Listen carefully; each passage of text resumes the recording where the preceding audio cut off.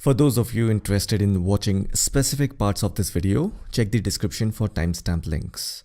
You can click on a specific time and fast forward to the part that you want to watch. For others, let's begin with the chapter. Chapter 16, Class 11, Biodiversity and Conservation. This marks the last chapter of this book, Fundamentals of Physical Geography. Alright, then let's begin with the chapter. Now here it says you have already learned about the geomorphic processes, particularly weathering and depth of the weathering mantle in different climatic zones. See figure 6.2 in chapter 6. So chapter 6 is geomorphic processes and we need to look at this picture. It's fairly easy to understand this picture. Let me quickly describe it. From left to right, it's showing the gradual pattern of the Earth's crust. If you remember this picture, different zones of Earth, we have frigid zone, temperate zone, torrid zone. Even this picture is the same as this one. I just need to turn it 90 degrees and it's the same picture. The left side represents the land masses of cold, tundra polar region, and the right side represents the land masses of warm, tropical equatorial region. You can also see the temperature and the precipitation graph going low to high from left to right. The alternative explanation is that as we go away from the equator towards the pole area, temperature as well as precipitation decreases. And the most important reason behind this phenomena is the input of solar energy and water. At the equator, the sun's rays are the most direct on Earth. As you move towards the poles, the sun's angle in the sky decreases, and that affects the incoming solar intensity.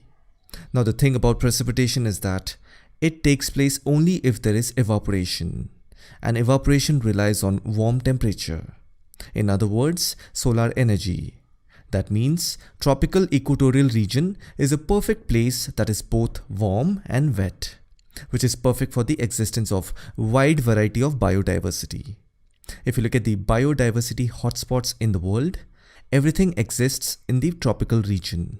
That means temperature-wise, tropical region is ideal for the existence of a wide variety of vegetation. But don't forget that trees and plants need some essential nutrients which they only get it from the soil. Some nutrients that plants need are nitrogen, phosphorus, potassium, calcium, magnesium, and sulfur. All these nutrients are available only through the soil. So now the question comes, what is soil? Well, soil is the material found on the surface of the earth that is composed of organic and inorganic material. And how is soil formed? Soil is formed by weathering of rocks into fine particles. Basically, soils are formed from rocks. When rainwater gets collected in pores, they crack the rocks in a number of pieces.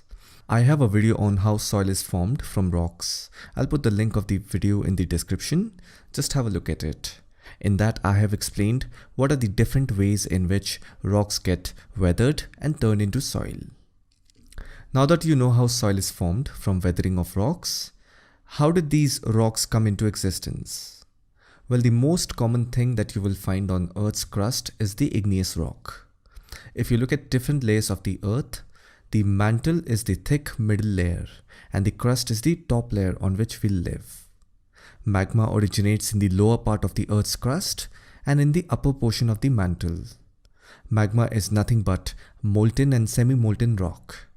When it solidifies, it turns into igneous rock. That means when magma solidifies and turns into igneous rock, that becomes the bedrock. Slowly with time, the bedrock turns into soil. Now here it says weathering of the mantle is the basis for the diversity of vegetation. What this means is when the mantle gets weathered, obviously it will turn the bedrock into soil. If there is soil, then only trees, plant and forest will grow. So weathering of mantle has to be the starting point for the diversity of vegetation. And if you look at figure 6.2 again, you will notice that the depth of weathering mantle varies in different climatic zones. This figure basically shows us a latitudinal variation of weathering mantle. It is more in the tropical region and less in the polar region. Why is it like that? It is only because of the way in which the mantle is getting weathered. So basically there are three types of weathering: chemical, physical or mechanical, and the last one is biological. Again, if you look at the figure, chemical weathering is most active in regions of high temperature and rainfall, that is your tropical region. Now physical weathering is most active where temperature and rainfall are both low, that is tundra region. And biological weathering is most active in regions of high temperature and rainfall, again tropical region, because that's where you will find large dense tropical forest. And tropical region is a moist place and bacteria thrive in moisture. The fact of the matter is, weathering of mantle is the basis for the diversity of vegetation. Now in tropical region, strong chemical as well as biological weathering takes place due to the abundant supply of incoming sun energy and rain. Water and air along with heat must be present to speed up all chemical as well as biological reactions. Another important point to consider is, long before plants and animals came, it was unicellular bacteria that transformed the atmosphere. After that, multicellular organisms came. So clearly weathering of mantle occurred first due to chemical and biological processes, and after that forest cover developed. Overall, the deepest weathering of mantle is found in the tropical rainforest region because of excessive input of solar energy and water. This sentence over here, it says biodiversity is a system in constant evolution. If you see this statement, there's a lot that is going on in here, especially these two words, constant evolution. I'll explain with an example. If you look at the human body, it is a lengthy process of change.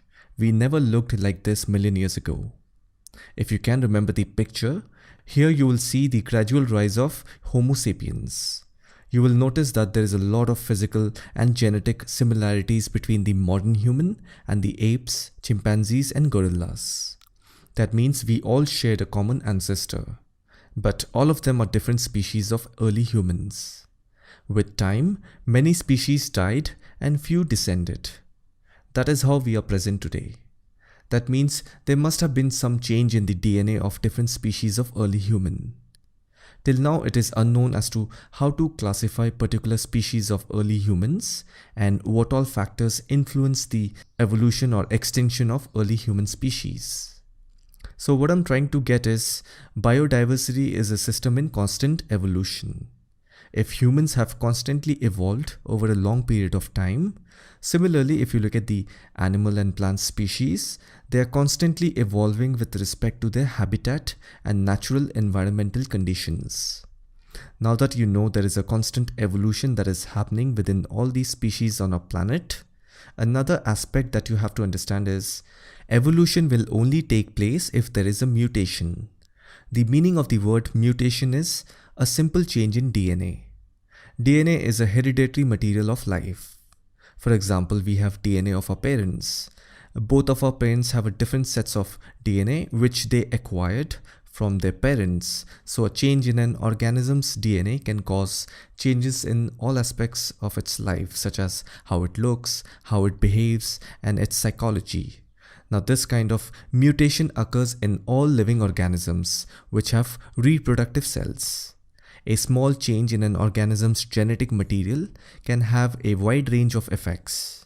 In a jungle, you will notice that different species of plants and animals are constantly interacting with one another for survival. And then they adapt. Because of the interaction and adaptation, there is a mutation of genes. Now this results in the evolution of a new species. And you will be able to notice the characteristics and physical traits of the new species with its parent species. So in a nutshell, evolution and extinction is a natural process. What comes has to go. Here it says the average half-life of a species is estimated at between 1 and 4 million years. What it means is that any species, when it reaches its half-life, where its value depreciates to half, because you see a species constantly go through physical and biological changes in their DNA. So the original components of the DNA will transform into new ones over time. And when that value of the original DNA is 50%, because anything beyond 50% will not have the concentration of the original component. That's what is the meaning of half-life of a species. Now this 50% of original traits of a species is estimated to live anywhere between 1 to million years. Now that's a lot of time, but again the deeper philosophical statement is what evolves has to face destruction, or in other words, what comes has to go. Evolution and extinction is a natural process, and this is true in every aspect in life, not just in the evolutionary matter. If you look at the biodiversity hotspots around the world, you will notice that the tropical regions are richer in biodiversity. And I have given you the reason before. It is due to the abundant input of solar energy and water. At the equator, the sun's rays are the most direct on Earth. As you migrate towards the poles, the sun's angle in the sky decreases, and that affects the incoming solar intensity. Likewise, as you go away from the equator towards the polar region, the biodiversity decreases because very few plants and animals survive in the extreme cold and ice that cover these regions all throughout the year. But the data on aquatic biodiversity, whether it is more or less in polar regions, is still unverified. I have read a few research papers which shows that the aquatic marine ecosystem is truly rich in polar regions. But again, the research is unproven, so can't really make a solid statement on it. Until it's confirmed and validated, we need to stick to the claim that as we go away from the equator towards the polar regions, the biodiversity decreases. Biodiversity is not found evenly on the Earth, which is so true. If you look at the physiographic division or the Earth's landform, at some places you will find a massive mountain, then plateaus, desert, both warm as well as cold. We have islands, then we have coastal plains. You see, there is a massive difference in landform as you go from one place to another. Now, landform is one part. The other part is climatic conditions. Again, if you go from one place to another, the weather and climatic conditions change drastically. And all these differences give birth to different forms of life. And that's how biodiversity is not the same everywhere. It's not evenly spread out. I don't need to tell you the meaning of the word biodiversity. Bio means life and diversity means variety. So together it means a variety of organisms found within a specified geographic region. However, when we see the word biodiversity, it not only includes plants and animals, but we also have to include the microorganisms, which we cannot see with our naked eyes. And moments back we learned that it's due to evolution, biodiversity is so rich today. In other words, whatever we see around us, I'm talking about living things, our existence is a result of hundreds of millions of years of evolutionary history. Biodiversity can be discussed in three levels. They are genetic diversity, species diversity, and ecosystem diversity. We will go through each one of them and try to understand them with examples and illustrations. The first one is genetic diversity. When you see the word genetics, immediately think of genes. Because in biology, genetics is a branch that is concerned with the study of genes. Now the next question is, what are genes? They are the basic building blocks of various life forms. What I mean by that is, let us take the example of a human. Every human being or any living organism on Earth has DNA and RNA present in their body. DNA stands for deoxyribonucleic acid and RNA stands for ribonucleic acid. First, let me show you where exactly DNA is located in our body. Here's the thing, a human body is made of cells and we have around 100 trillion cells in our body. The number can depend based on the size of your body. If you're big, you will have more cells and vice versa. Now these cells, when they are grouped together, they form tissues. Now the human body has a lot of organs, right? I'm talking about the brain, heart, kidneys, liver, stomach, lungs, etc. These are some vital organs. They are made of tissues. Now let's locate the DNA. As I said, a human body is made of cells and we have around 100 trillion cells in our body. If you look at a single cell closely through a microscope, you will find a nucleus inside almost every cell in our body. The reason I said almost is that not all cells have a nucleus. I'm not going to make it too technical, otherwise this will become a biology lesson. All you have to know is that cells are of two types, eukaryotic and prokaryotic. It is the prokaryotic cells that don't have a nucleus. That's all you have to know as of now. Anyhow, as I was saying that a single cell has a nucleus inside. Now each nucleus contains 46 chromosomes that are arranged in 23 pairs. That means every human will have 23 pairs of chromosomes. 22 of these pairs look the same in both males and females. The 23rd pair is the sex chromosome, which determines males and females. Anyhow, inside the nucleus of a single cell, there are 23 pairs of chromosomes arranged in a thread-like structure. Each chromosome is made up of protein and filled with a single molecule of DNA. It looks like a double helix, that is, two long thin strands twisted around each other like a spiral staircase. These strands are held together by the hydrogen bond that is present in between. If you look at an individual segment of a DNA strand, this is what is called as a gene. It is in this segment you will find the instruction to make proteins that form the building block of life. Now every segment of the DNA strand has a different kind of gene. And this is what determines how you look, how you behave, and overall physiology. And it is also this place where mutation takes place, which is basically an incorrect code that results in a failure to correctly produce its specific protein. A mutated gene results in evolution.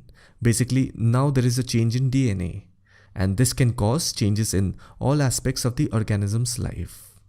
That's why mutations are essential to evolution. They are the raw material of genetic variation. Now imagine this. Every cell in your body carries some genetic information which determines how you look, how you behave, and overall physiology. And we have also learned that cells are grouped together to form tissues. And tissues form organs of our body.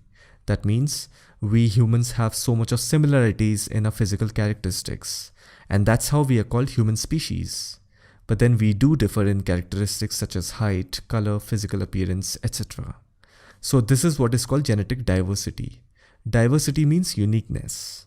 So if genes determine our physical characteristics such as height, weight, and skin color, that means due to changes that occur in the segments of DNA will cause diversity, or in other words, gene mutation.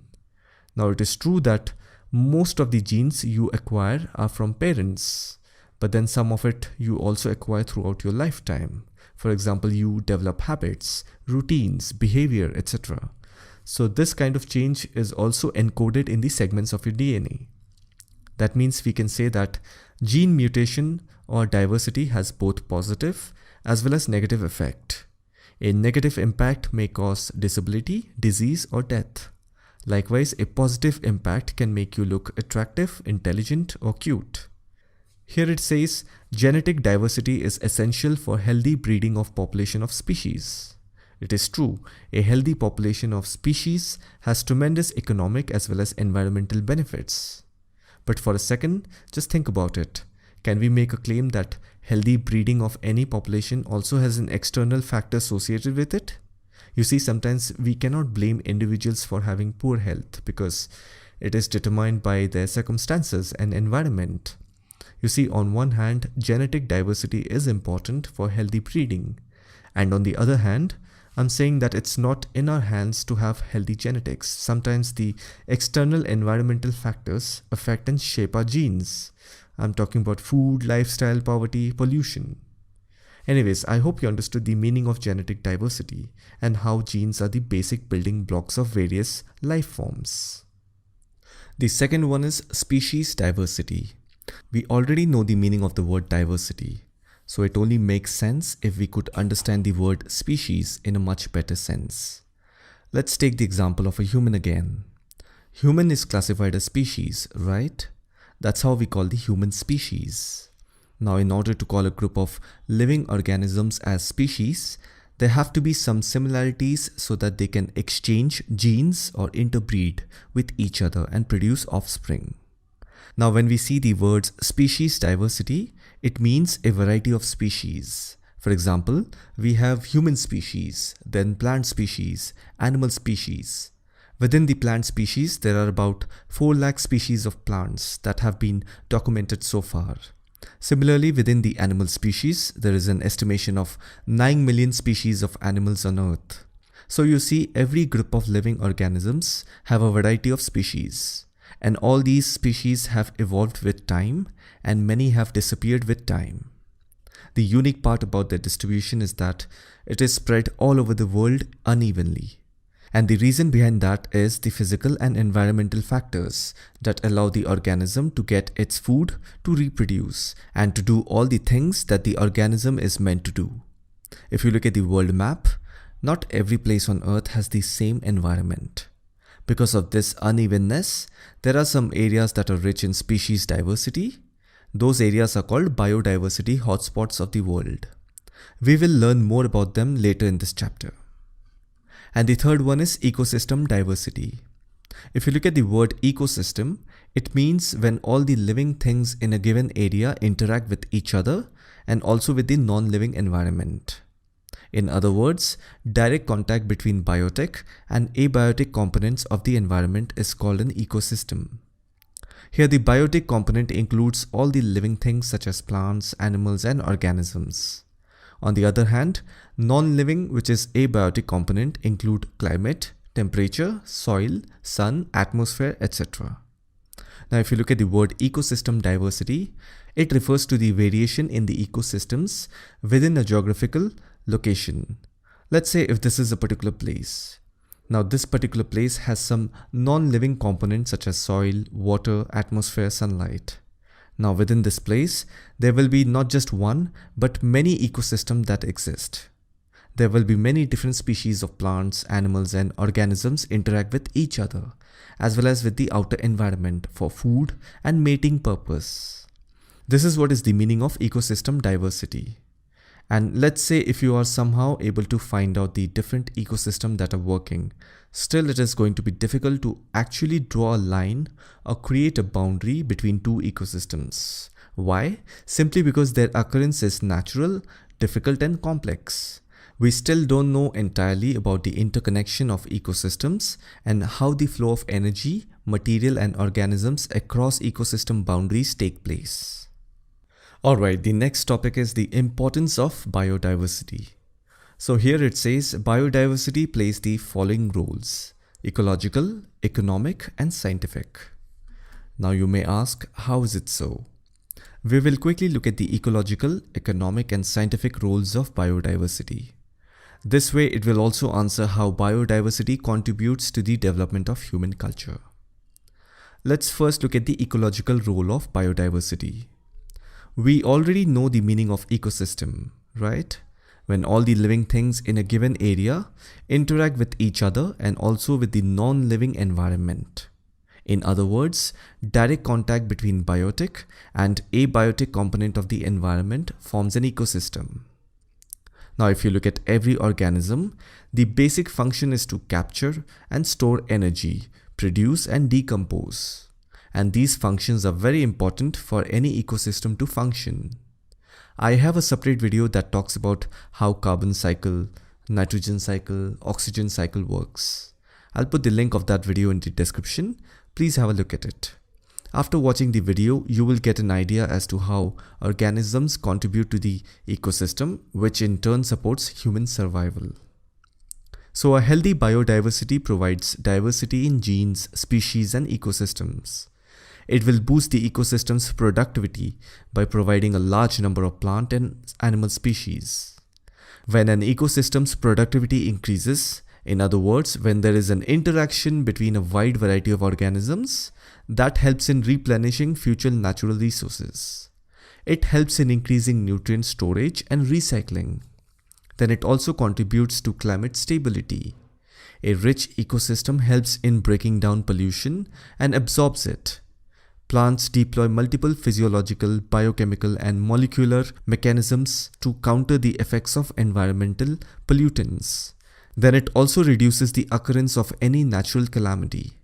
The more the variety of species in an ecosystem, the more stable the ecosystem is likely to be. So all these are some notable ecological benefits of a rich biodiversity. Now let's look at the economic roles of biodiversity.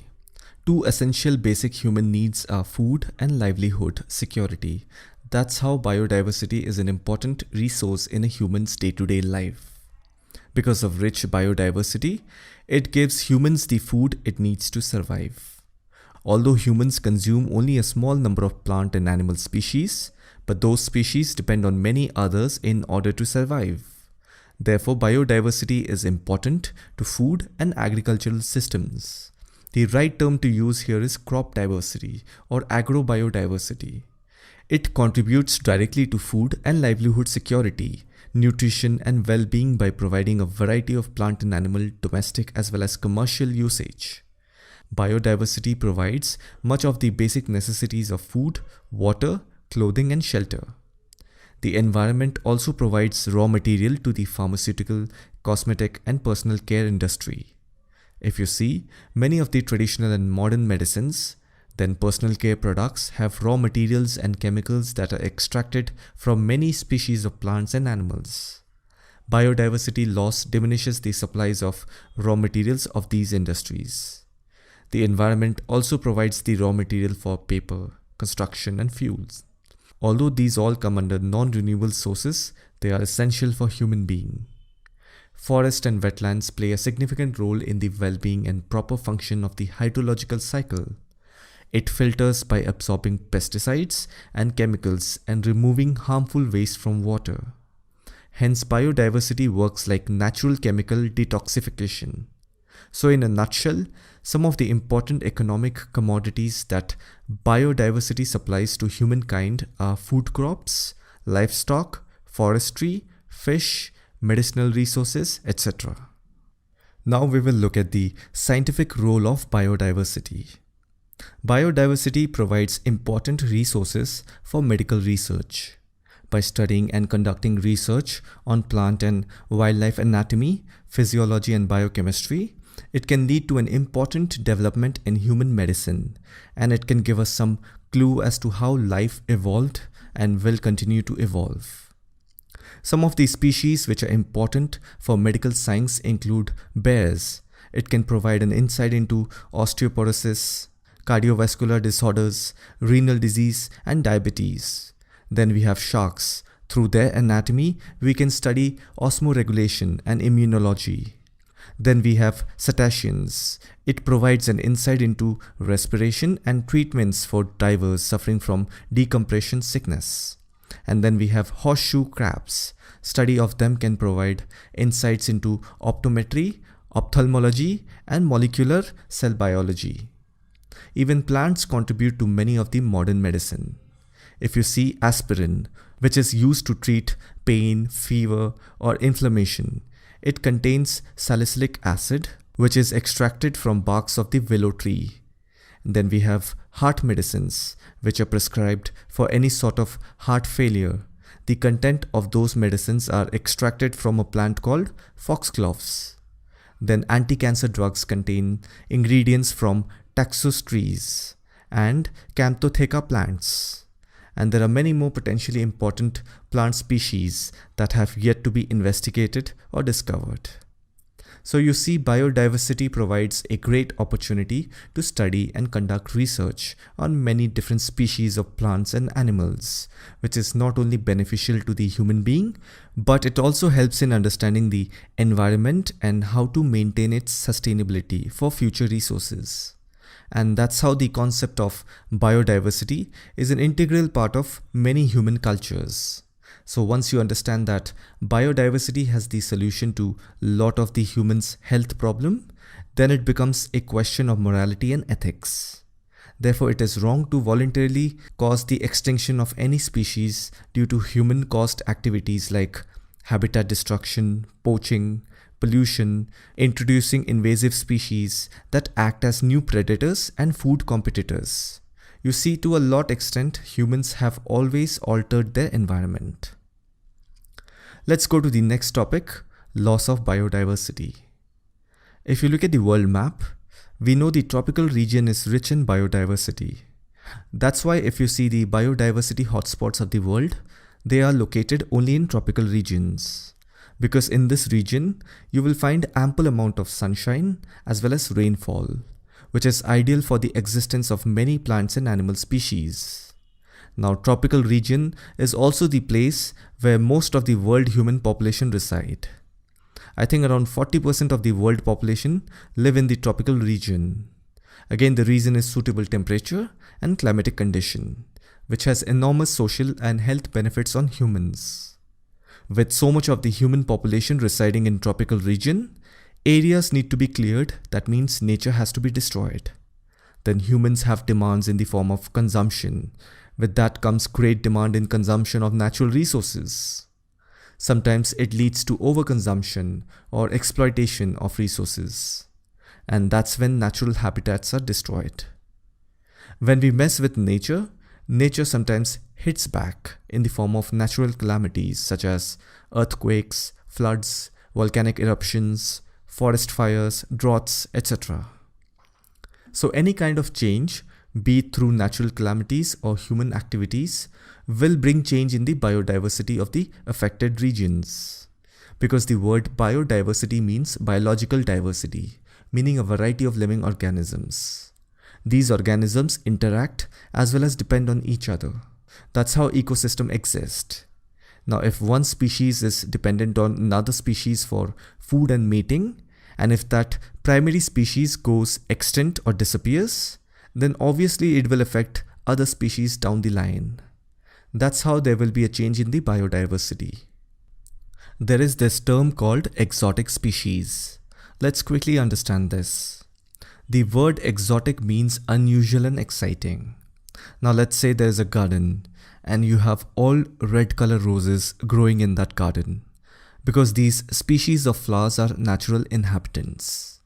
Your garden is their local habitat. That's why there are plenty of red roses.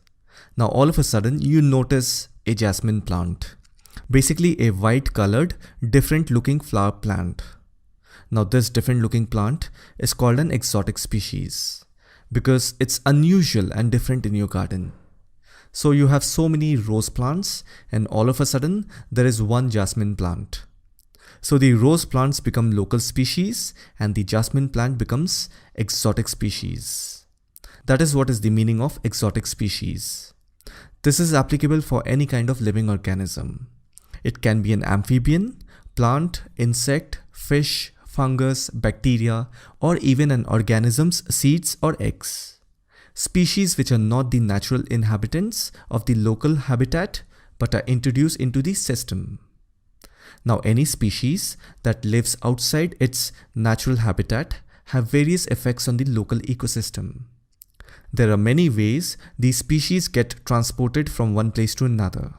Sometimes it's through human activities. Human beings travel all around the world.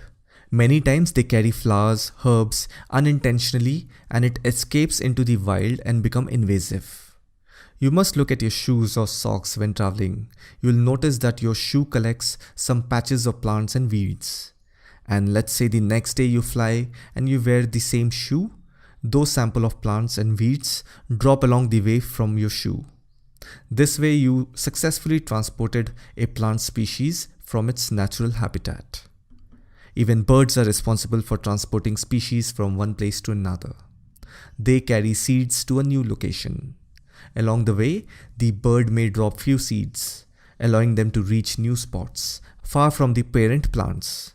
So you see, all these are ways, and there are many more through which exotic species are introduced in an ecosystem. The problem with exotic species is that it spreads rapidly in the new habitat. It is generally aggressive. And since it's a new species, therefore it doesn't have any predator. No other species can compete with them in their new home. And that gives them an advantage. They can cause harm to the environment. It can then has an effect on the economy and ultimately to human health. If you look at some of the recent infectious diseases like swine flu, Ebola, dengue fever, these are some various contagious diseases caused by viruses that spread from animals to people and vice versa. That means exotic species and infectious diseases are becoming more prevalent and widespread with increased connectivity and globalization. As people increase their contact with wildlife, their habitat, and domestic animals, it's more likely that diseases will be transmitted between people and wildlife. There is an organization called the International Union for the Conservation of Nature. The short form is IUCN.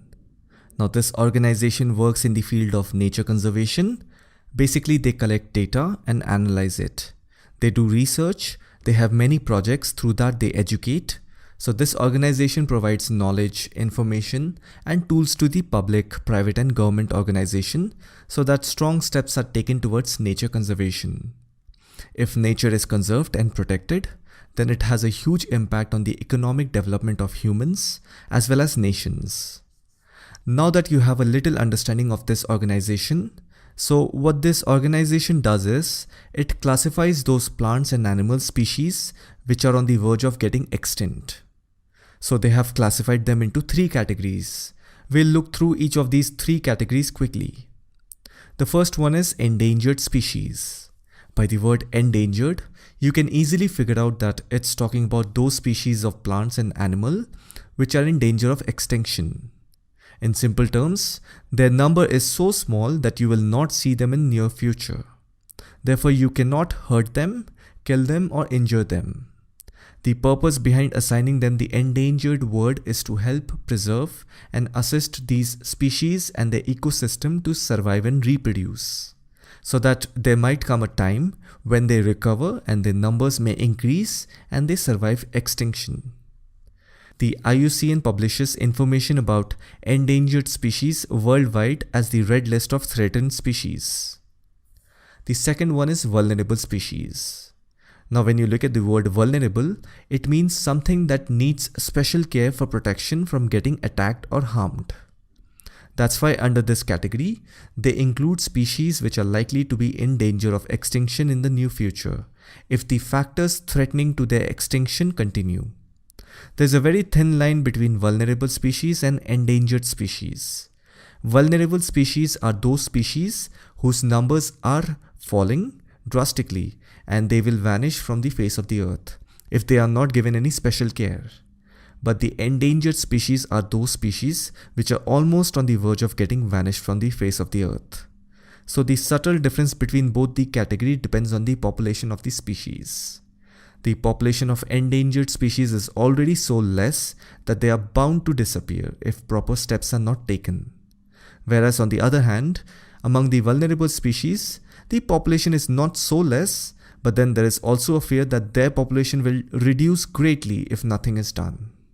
But then if you see, if proper steps are not taken, then the vulnerable species are very close to becoming endangered species. Similarly, endangered species are very close to becoming extinct species if no proper steps are taken. The third category is rare species.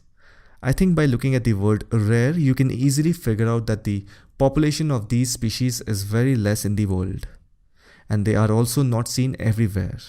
They are restricted to limited areas, or in other words, they are not widely spread.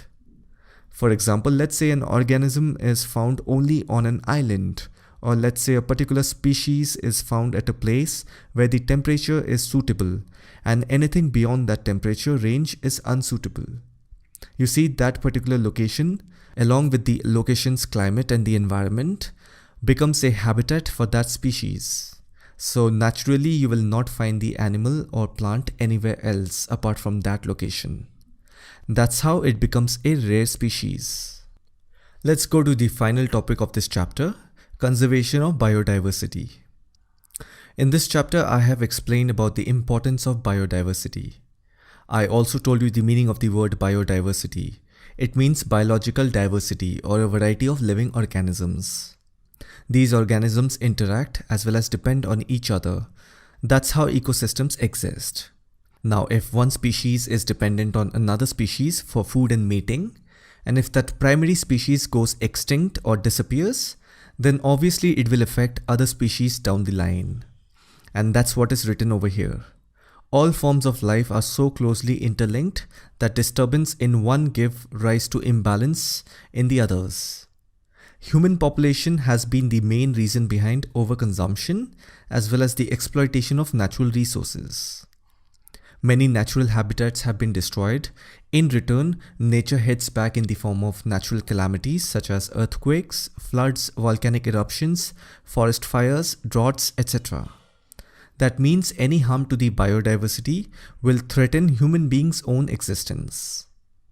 Now, having said all of this, it is clear that human beings are the reason behind a lot of problems in this world. Since we have wants and needs, and it is the earth from which we get all of that, therefore it is right to say that human greed is causing irreparable damage to the environment. Now that we understand that humans are the center of all the problems, therefore it makes absolute sense to educate people about the environment and how to use it in a sustainable manner. To conserve nature, we cannot expect individuals to take any effort. If you remember, Gautam Buddha said, "Life is suffering. There's a lot that happens in life and people are busy dealing with that." When so much goes on in an individual's life, it is senseless to expect anyone to think about nature. As funny it may sound, the truth is we don't even know how to take care of ourselves. How can we take care of the earth? And that is where institutional structures come into the picture.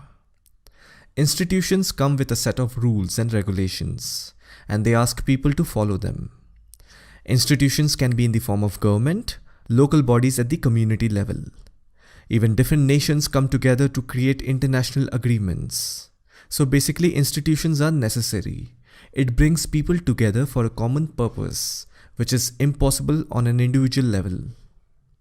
On June 1992, the United Nations had conducted an international conference on environment and development in Rio de Janeiro, Brazil. The name of the conference was the Earth Summit. Some 155 nations, including India, came together and supported the idea of biodiversity conservation. So here's the list of things that they all agreed upon. If you see, all these are guidelines that the government of the member nations have to follow. The whole objective is to preserve animal and plant species from getting extinct, to protect their habitat and environment from any kind of human activities like poaching, smuggling, killing, etc. So this is what I meant when I said that you cannot expect an individual to conserve the environment. There have to be institutions that produce laws, guidelines, policies which people have to follow. Without law, there is no order. There will be no constructive instrument for a positive social change. So that's why we need institutions to conserve the environment.